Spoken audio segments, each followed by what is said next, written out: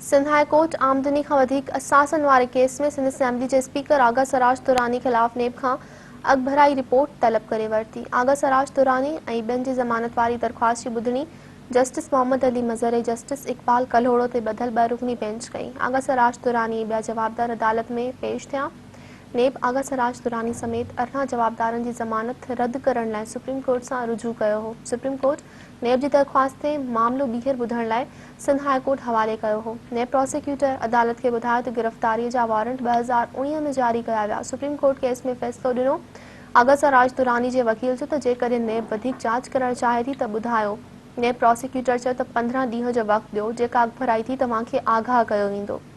वकील चयो त आगा सराज दुरानी जी ज़ाल जी तबियत ठीकु नाहे। आगा सराज दुरानी खे इलाज लाइ अमरीका वञिणो आहे। आगा सराज इजाज़त लाइ ट्रायल कोर्ट में दरख़्वास्त दाख़िल करे छॾी आहे।